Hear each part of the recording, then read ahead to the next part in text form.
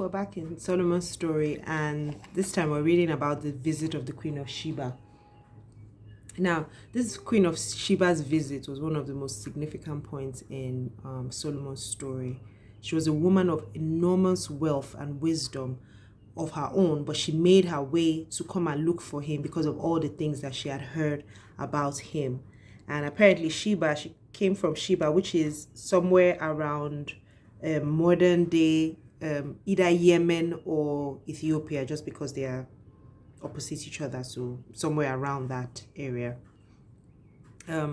She made so the Queen of Sheba made a 1,400-mile journey from her homeland to Jerusalem to see for herself all that she had heard about Solomon's great wisdom and wealth.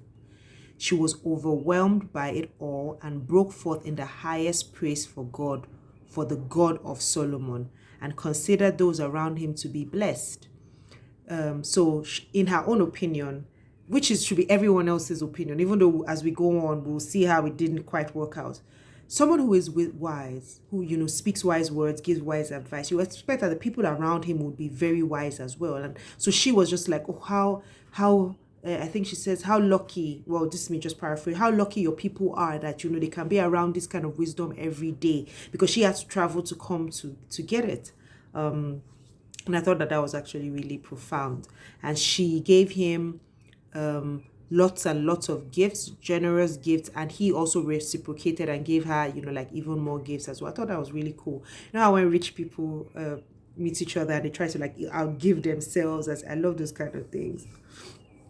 The greatest tributes to the Queen of Sheba came from Jesus, actually. Now, surprising? Yes, surprising. In Matthew 12:42, he said, the Queen of the South, which apparently is the Queen of Sheba, will rise up in judgment with this generation and condemn it, for she came from the ends of the earth to hear the wisdom of Solomon.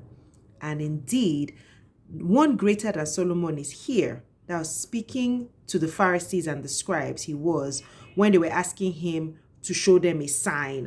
Obviously they were just being belligerent, and he was telling them that, listen, back then, someone just heard about the wisdom of Solomon, and she came, and me, I am here. That's the God incarnate, like God in physical form is here, and you don't even know it.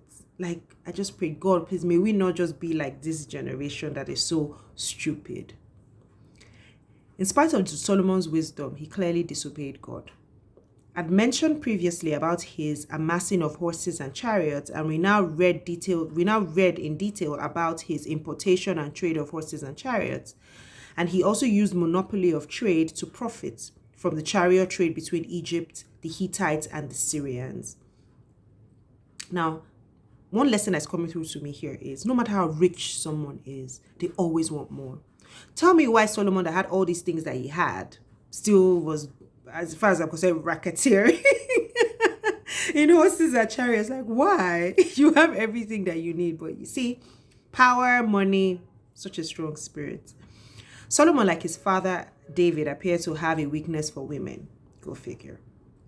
He clearly broke God's law in Deuteronomy 7:1-5 about mingling with pagans. He was marrying pagan women for political and strategic alliances. He married many foreign women, most likely, like I said, for political alliances, and they worshipped pagan gods.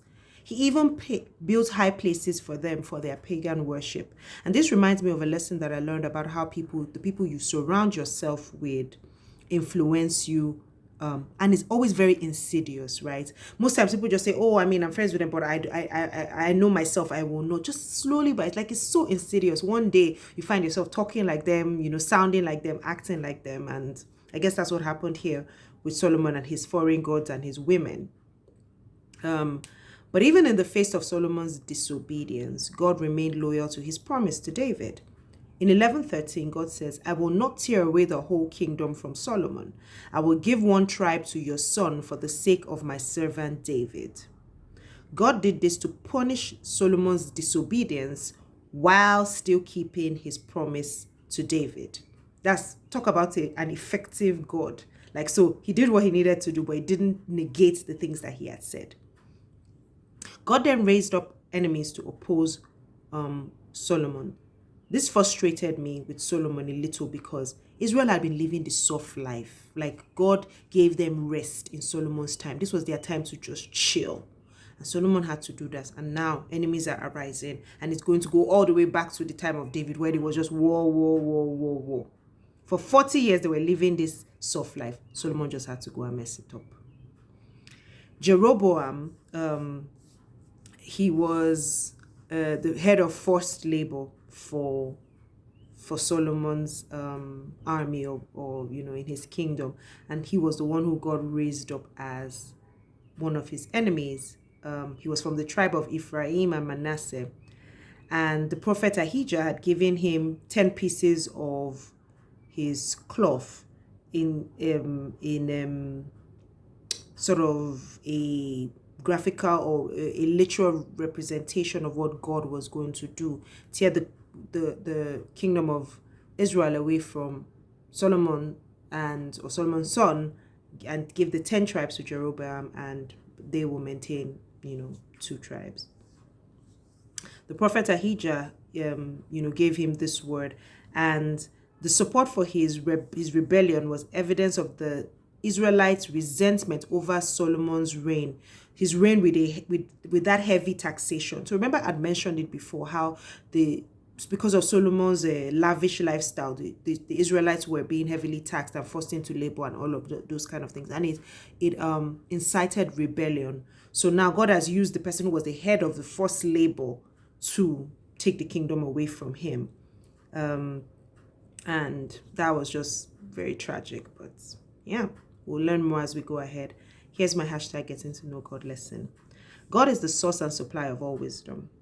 From the Queen of Sheba's praise for Solomon and his God, it is evident that wisdom isn't only from God, but it also points back to God. Because she could have just said, oh, you Solomon, you wise, but she knew that the wisdom came from his God. And she said, blessed be the God of Solomon. There's no wisdom apart from God. So anyone who has wisdom got it as a gift from God. Those who lack wisdom and want it should just ask.